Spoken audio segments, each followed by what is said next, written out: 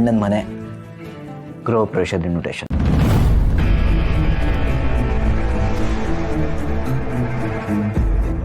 ಏನೋ ನಿಮ್ಮಣ್ಣ ಹೊಸ ಮನೆ ಕಟ್ಸಿದಾರ? ಸಾಕದ ಕಟ್ಸ್ಯಾನೆ, ಚೆನ್ನಾಗಿದೆ. ಹೋ, ಅವ್ರ ಮನೆ ಕಟ್ಸಿರೋ ವಿಚಾರ ನಿಂಗೆ ಮುಂಚೆನೆ ಗೊತ್ತಿತ್ತು. ಇಷ್ಟು ಮೋಸ ಅಲ್ವಾ ಹರಿ? ಅರೆ ಇದ್ರಲ್ಲಿ ಮೋಸ ಏನು ಬಂತು? ಅವನು ಕಷ್ಟಪಟ್ಟು ದುಡ್ದು ಮನೆ ಕಟ್ಸಿರೋದಿದು. ಅತ್ತೆ ಮಾವನಿಗೆ ವಿಷಯ ಗೊತ್ತಿಲ್ಲದೆ ಮನೆ ಕಟ್ಸೋದು ಮೋಸನೇ.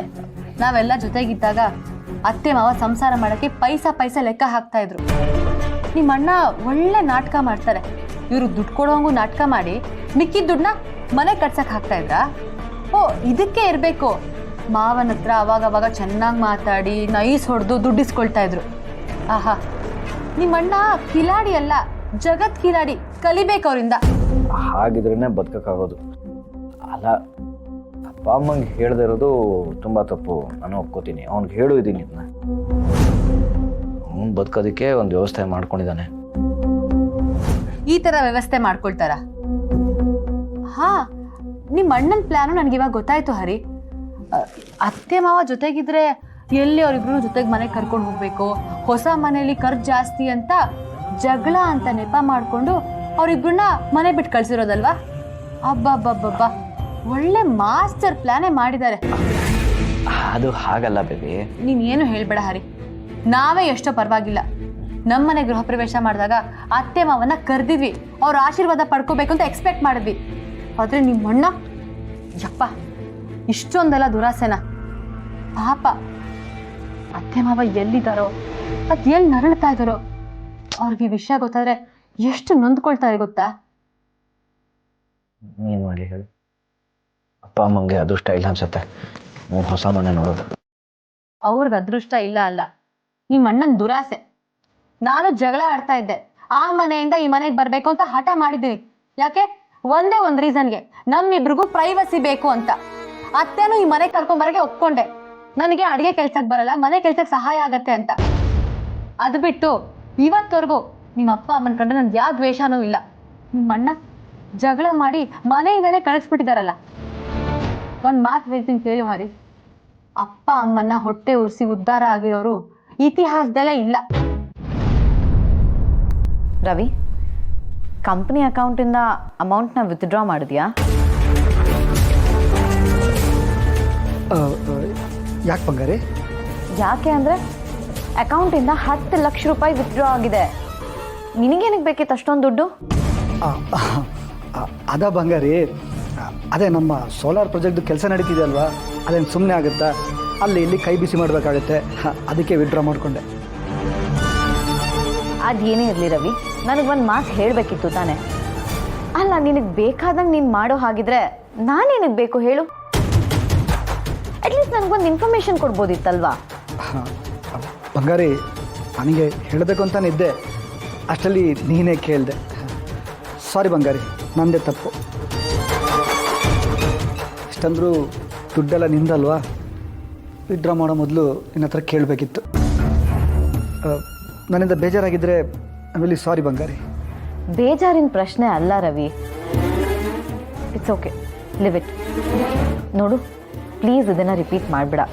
ಇನ್ನು ಮುಂದೆ ಏನೇ ಮಾಡೋ ಹಾಗಿದ್ರೋ ನನಗೊಂದು ಇನ್ಫಾರ್ಮ್ ಮಾಡು, ಓಕೆನಾ? ಓಕೆ ಬಂಗಾರಿ. ನಲ್ಲಿ ಎಂಗೇಜ್ಮೆಂಟ್ ತುಂಬ ಚೆನ್ನಾಗಿ ಆಯಿತು ರೀ.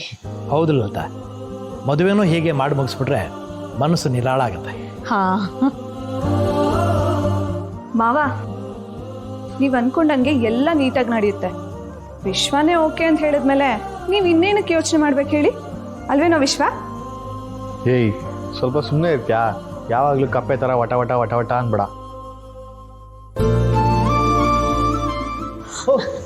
ಜೈನ್, ಬನ್ನಿ ಬನ್ನಿ ಬನ್ನಿ ಬನ್ನಿ ಸರ್. ನಮಸ್ಕಾರ. ನಮಸ್ತೆ, ಕೂತ್ಕೊಳ್ಳಿ. ಬೆಳಗ್ಗೆನೇ ಬರ್ತೀರಾ ಅಂತ ಅನ್ಕೊಂಡಿದ್ದೀನಿ. ಬೆಳಗ್ಗೆನೇ ಬಂದಿದ್ರೆ ಸೂಕ್ತ ಆಗ್ತಿತ್ತೇನೋ, ಆದರೆ ಅರ್ಜೆಂಟ್ ಕೆಲಸ ಆಯಿತು, ಬರೋಕ್ಕಾಗಲಿಲ್ಲ. ಅದಕ್ಕೆ ಈಗ ವಿಶ್ ಮಾಡಿ ಹೋಗೋಣ ಅಂತ ಬಂದೆ. ವಿಶ್ವಾತನು, here's a small gift. Thank you. Thank you sir. Have a great togetherness ahead.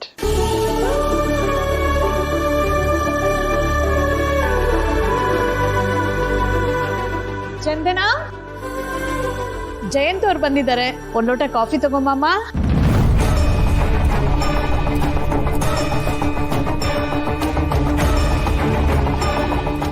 ಅಯ್ಯೋ ದೇವ್ರೆ, ಇವ್ರು ಯಾಕಪ್ಪ ಬಂದ್ರು ಈಗ? ಏನ್ ಮಾಡ್ಲಿ ನಾನು? ಯಾರು ನನ್ನ ಕಾಪಾಡ್ತಾರೆ? ತನು ಒಂದು ನಿಮಿಷ ಬೈಲಿ, ಬಾ ಹೇಳ್ತೀನಿ.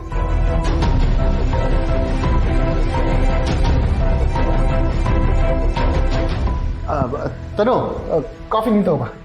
ಅಲ್ಲ ಕಣ, ಚಂದನ ಅವ್ರು ಇದಾರಲ್ಲ, ಅವ್ರು ತಗೋಬರ್ತಾರೆ ಬಿಡು. ನಾನು ಹೇಳ್ತೀನಿ ತಾನೆ. ನೋಡು, ಎಂಗೇಜ್ಮೆಂಟ್ ಆಗಬೇಕು, ಮದುವೆ ಆಗಬೇಕು ಅಂತ ಬರೀ ಮಾಯಿ ಮಾತಲ್ಲಿ ಹೇಳಿದ್ರೆ ಸಾಕಾಗಲ್ಲ. ಮನೇಲಿ ಮಾಡೋ ಕೆಲಸಗಳನ್ನೆಲ್ಲ ಕಲಿಬೇಕು. ಚಂದನ ಅವರೇ, ನೀವು ಅವ್ಳು ಕಾಫಿ ಕುಡಿ. ನಡಿ.